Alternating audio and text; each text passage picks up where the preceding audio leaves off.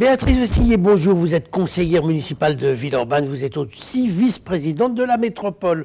Alors avant de parler des affaires locales, je voudrais qu'on dise un mot quand même de la situation nationale et surtout du grand débat qui se lance, puisque vous êtes membre d'Europe Écologie Les Verts, vous avez probablement votre vision de ce débat. Est-ce que vous allez y participer ?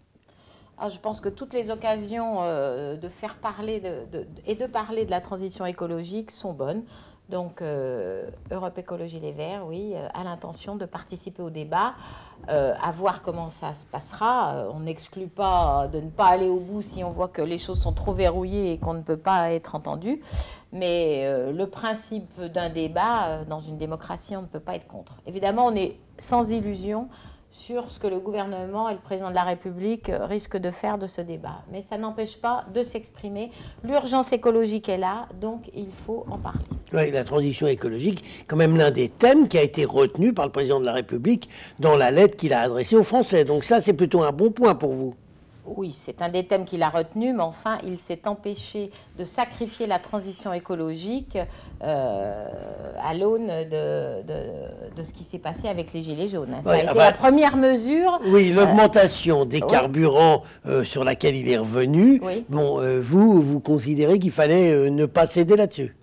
Écoutez, nous considérons que la fiscalité écologique, elle doit être maintenue, mais elle doit être intégralement redistribuée en faveur de la transition écologique. Donc bien évidemment qu'il ne faut pas renoncer à l'équité de taxes entre l'essence et le diesel, mais il faut aussi taxer les carburants des riches, le kérosène pour les avions, taxer le carburant de la mondialisation des supercargos qui naviguent sur nos mers et des paquebots de plaisance. Béatrice Vessillier, les paquebots de plaisance, Oui.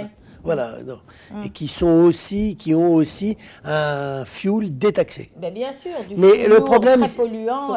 Bien sûr, mais le problème est, si pour les avions, pour les bateaux, en France, on décide de faire une taxation, la concurrence elle est mondiale, est-ce qu'on ne handicaperait pas très fortement toutes les sociétés nationales qui se posent chez nous? Alors, sur le kérosène, c'est vrai qu'il faudrait une harmonisation internationale. Voilà, et ce qui n'est pas le cas.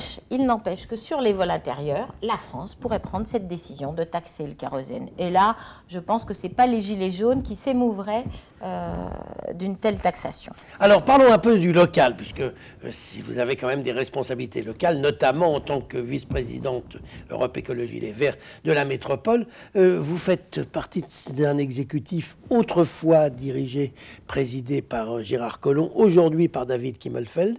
C'est plus facile de travailler avec Kimmelfeld qu'avec Collomb? Oui, incontestablement, c'est plus facile. Pourquoi? Il est plus ouvert au dialogue, on peut au moins discuter.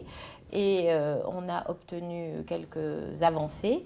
Je ne sais pas si on serait allé à voter une zone à faible émission avec Gérard Collomb, puisqu'on va la voter à la fin du mois. Sur ma délégation qui est la rénovation de l'habitat, où nous avons un gros enjeu d'aider les propriétaires, les copropriétaires, les bailleurs sociaux à rénover les logements, les passoires énergétiques. Il y a eu une augmentation de l'enveloppe affectée à cette opération. Quel est votre bilan là, au bout, on arrive bientôt à la fin de ce mandat, sur justement la rénovation thermique des logements, c'est quoi votre bilan? Le bilan, c'est que depuis 3 ans et demi que nous avons mis en place cette politique Éco-Rénov', 4600 logements en copropriété rénovés, plus de 2000 logements sociaux, et nous allons avoir encore beaucoup de dossiers en 2019. Donc il y a une vraie dynamique. Mais pour autant, il faudrait faire 3 fois plus par an. Donc il faudra mettre plus de moyens, et j'espère qu'au prochain mandat, nous aurons l'opportunité de le faire. Et quitte à augmenter les impôts? C'est des choix politiques. Vous savez, on va voter à la fin du mois 4,5 millions de budget pour les études de l'anneau des sciences. Eh bien, mettons cet argent-là, enlevons cet argent-là de ce projet inutile et anti-écologique et mettons-le sur la transition écologique, sur la rénovation de l'habitat ou sur les aménagements cyclables ou sur l'économie circulaire, la réduction de notre empreinte carbone. C'est ça l'urgence écologique aujourd'hui. Tout doit être orienté pour réduire la prédation des ressources, la pollution de l'air, les émissions de gaz à effet de serre. Quel regard vous portez aujourd'hui, là, en politique politicienne, sur la guerre Collomb-Kimmelfeld?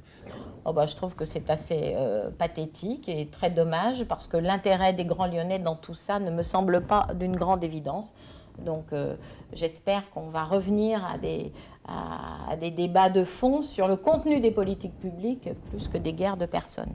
Avant de nous quitter, Béatrice Vessillier, un mot sur Villeurbanne, puisque vous êtes régulièrement candidate à Villeurbanne au municipal. Est-ce que vous serez à nouveau candidate aux prochaines municipales dans votre commune? Écoutez, les choses ne sont pas tranchées. J'espère jouer et je souhaite jouer un rôle dans cette prochaine élection. On verra où je serai le plus utile pour les Villeurbanais et pour l'écologie. Et Jean-Paul Brett, vous avez une information? Est-ce qu'il repart ou pas? Il a lui-même déclaré qu'il se prononcerait au printemps, donc nous verrons bien au printemps. On est encore en hiver. C'est ça. On est encore en hiver. Donc on attend le printemps, on attend les beaux jours pour le savoir. Béatrice Vessillier, je vous remercie. Merci de votre invitation.